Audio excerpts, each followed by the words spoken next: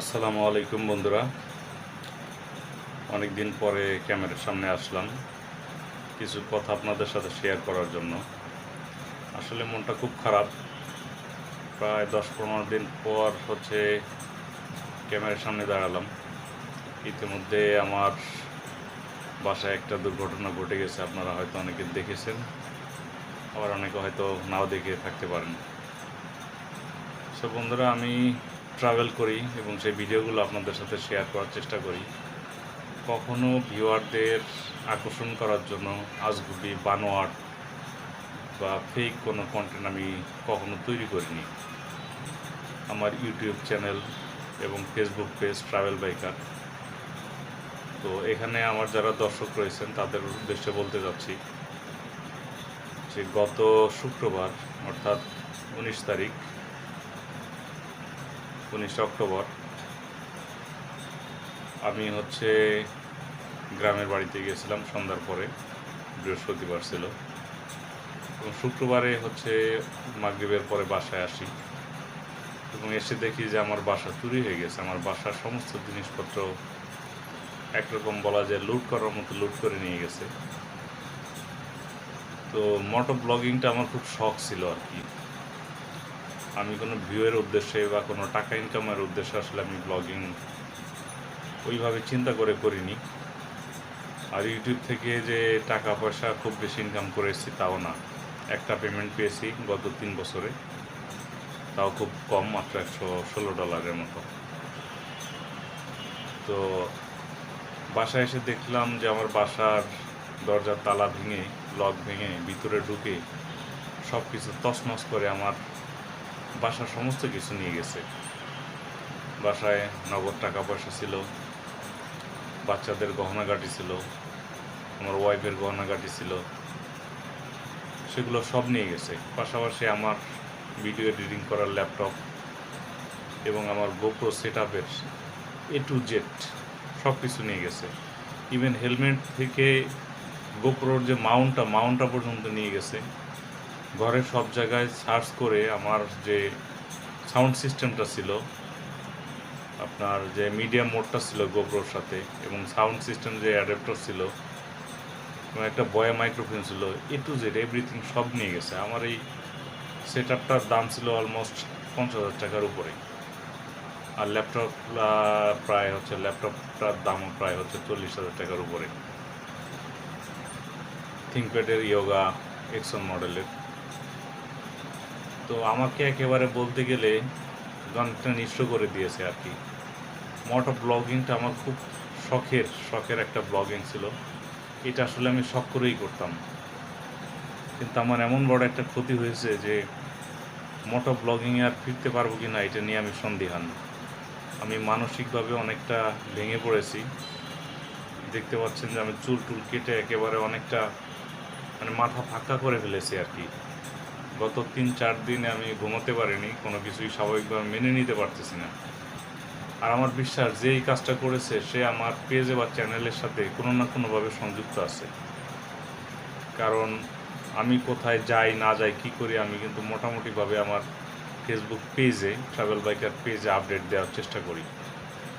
তো আমি যে বাড়িতে গিয়েছি বা আমি যে বাসায় নেই, এই জিনিসটা হয়তো সে আমার এই পেজ থেকে জানতে পারে, অথবা আমাকে সে দীর্ঘদিন ধরে ফলো করতেছে। ইভেন এমন ঘটনা ঘটে যে আমার ছেলে 5 বছর বয়স, ওর টিফিনের টাকা সেভ করে ও একটা প্লাস্টিকের ব্যাংকে জমাইছে 200 টাকার মতো, সেটাও ভেঙে নিয়ে গেছে। আমার মেয়ের সেভিংস ছিল 700-800 টাকা, সেও টিফিনের যে টাকাটা দেয় সেখান থেকে টাকা সেভ করে 700-800 টাকা জমিয়েছে, সে টাকাটাও নিয়ে গেছে। মেয়ের শখের জিনিসপত্র যেগুলো ছিল সব নিয়ে গেছে, ইভেন ক্লিপ, ব্যান্ড, সব কিছু। ইভেন আমার যে মোবাইলের চার্জারটা বাসায় ছিল সেটা পর্যন্ত নিয়ে গেছে। এখন আমার এমন অবস্থা তৈরি হয়েছে যে আমার ফার্দার ব্লগ করার মতো গুছিয়াটা অনেক সময়ের সাপেক্ষ ব্যাপার। আমার ফ্যামিলির যে পরিমাণ আর্থিক ক্ষতি হয়েছে, এটা পুষিয়ে আবার নতুন করে ব্লগিং করা, ট্যুর করা, এটা আমার জন্য খুব কষ্টসাধ্য ব্যাপার। তো বিশেষ করে আমার শখের যেটা মোটো ব্লগিংয়ে আমি কবে নাগাদ ফিরতে পারবো সেটা আমি নিজেও জানি না। তবে যে মোবাইল দিয়ে আমার যে কার বা গাড়ির হয়তো কিছু ফ্যামিলি ব্লগ বা কিছু ট্যুর ব্লগ আমি হয়তো করব, যদি আমি সুস্থ থাকি, মানসিকভাবে যদি স্বাভাবিক বোধ করি। আর যে ভিডিও ক্লিপগুলো আমার কাছে আছে মোবাইলে, সেগুলো দিয়ে কিছু শর্ট বা রিলস তৈরি করার চেষ্টা করব। কারণ গত দুর্গাপূজার ছুটিতে আমার ইউনিভার্সিটি লেভেলের 4 ফ্রেন্ড সহ আমরা কার ট্যুরে গেছিলাম সিলেট। খুব এনজয় করেছি, খুব মাস্তি করেছি, অনেক সুন্দর সুন্দর ভিডিও শ্যুট করেছিলাম। কিন্তু দুঃখের বিষয়, সমস্ত কিছুই ক্যামেরার মধ্যে ছিল। ফুটেজগুলো সহ, ভিডিওগুলো সহই আমার গোপ্রোটা হারিয়ে গেছে। স্পেশালি আমি একটা জিনিস লক্ষ্য করলাম যে আমার গোপ্রোর কোনো একটা পার্টস তারা রেখে যায় নাই। হেলমেটের মাউন্টটা পর্যন্ত তারা খুলে নিয়ে গেছে। তার মানে গোপ্রোটা যে নিয়েছে, সে গোপ্রো সম্পর্কে বা অ্যাকশন ক্যামেরা সম্পর্কে খুব ভালো ধারণা রাখে। এই ব্যাপারে আমি নিঃসন্দেহে বলতে পারি। তো এই হচ্ছে বন্ধুরা আমার বর্তমান পরিস্থিতি। এখন আমার চ্যানেলে যারা দীর্ঘদিন আছেন বা আমার পেজে যারা আছেন, আমাকে সাপোর্ট করে যান বা সাপোর্ট করে যাচ্ছেন, আপনাদের কাছে আমি কৃতজ্ঞ। জানি না কবে নাগাদ আবার মোটো ব্লগিং করতে পারবো। মোটো ব্লগিংটা আমার হবি, আমার শখ, আমার হৃদয়ের একটা অংশ। আমার যখন খুব খারাপ লাগে, বোরিং ফিল করি, আমি তখন ট্যুরে যাই, বাইক ট্যুরে যাই ফ্রেন্ডদের সাথে, বন্ধুদের সাথে। এটা আমার মনের আত্মার একটা প্রশান্তির জায়গা ছিল। আর মোটো ব্লগিং সেটআপটা কিন্তু চাইলেই তৈরি করা যায় না। একটা গোপ্রো সেটের সাথে মোটো ব্লগিংয়ের টোটাল ইনক্লুডিং সব কিছু, একটা হেলমেট সহ প্রায় 80 থেকে 90 হাজার টাকা খরচ হয়ে যায়। তো এই পরিস্থিতিতে আমি জানি না ওই অ্যাবিলিটি আমার কখন হবে যে আমি সংসারের খরচের অতিরিক্ত ওই 80-90 হাজার টাকা ম্যানেজ করে আবার গোপ্রো সেটআপ কিনবো, আবার বাইক নিয়ে ট্যুরে যাবো। সেটা কবে নাগাদ হবে সেটা আমি জানি না। যারা আমার চ্যানেল দেখেন তাদের কাছে আমি আন্তরিকভাবে কৃতজ্ঞতা প্রকাশ করতেছি। দীর্ঘদিন ধরে আপনারা আমার সাপোর্ট করেছেন। আমার চ্যানেল যদি আপনাদের ভালো লাগে বা আমার ভিডিও যদি ভালো লাগে বা আমার ফেসবুক পেজের কন্টেন্ট যদি আপনার ভালো লাগে, তাহলে কমেন্টস আপনারা অবশ্যই জানাবেন। আপনাদের উৎসাহ, কমেন্টস আপনাদের যদি ভালো লাগে, আপনাদের আকাঙ্ক্ষা যদি হয় যে না আমি আবার মোটো ব্লগিং করি, তাহলে আমি চিন্তা ভাবনা করে দেখবো যে আসলে মোটো ব্লগিংয়ে আমি আর ফিরবো কি না। আর যেটা বললাম যে টুকটাক কিছু ব্লগিং, যেহেতু ব্লগিংটা একটা নেশার মতো হয়ে গেছে, একটা হবির মতো, তো হঠাৎ করে হয়তো এটা ছেড়ে দিতে পারবো না। তো কার ব্লগিং বা অন্যান্য যেগুলো আছে সেগুলো হয়তো টুকটাক কিছুটা মোবাইল দিয়ে করার চেষ্টা করব। আর আপনাদের জন্য খুব ভালো কোয়ালিটির মোটো ব্লগিং কখনো করব কি করব না, করতে পারবো কি না, এটা সম্পূর্ণ আপনাদের চাহিদার উপরে, আপনাদের পছন্দের উপরে অনেকটা নির্ভরশীল।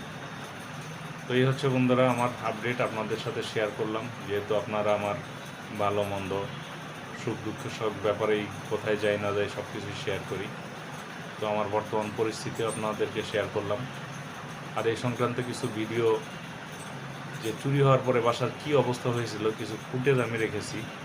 জাস্ট আমি হয়তো লাইভ করলে বা করলে জিনিসটা, কন্টেন্টটা ভাইরাল হতে পারতো বা খুব প্রচার হতে পারতো, আমি সেটা চাইনি।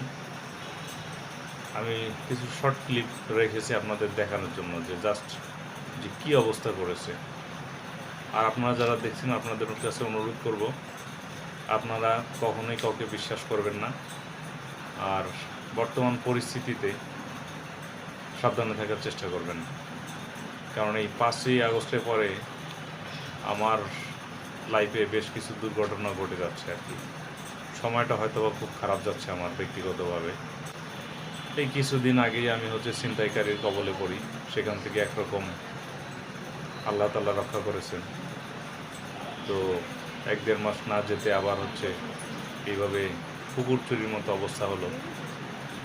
জানি না সামনে কি আছে। আপনারা আমার জন্য দোয়া করবেন, আল্লাহ যেন আমার চলার পথকে সহজ করে দেয়। এবং সবসময় আমি ধর্মভীরু একজন মানুষ, তবে ধর্মান্ধ নই। আল্লাহর প্রতি যথেষ্ট আস্থা এবং বিশ্বাস রয়েছে। আশা করি আল্লাহ তাআলা আমাকে এই বিপদ থেকে উদ্ধার করবেন, আবার স্বাভাবিক জীবনে যাওয়ার তৌফিক দান করবেন। সবাই ভালো থাকবেন, সুস্থ থাকবেন। আজকের মতো এই পর্যন্তই। আল্লাহ হাফেজ।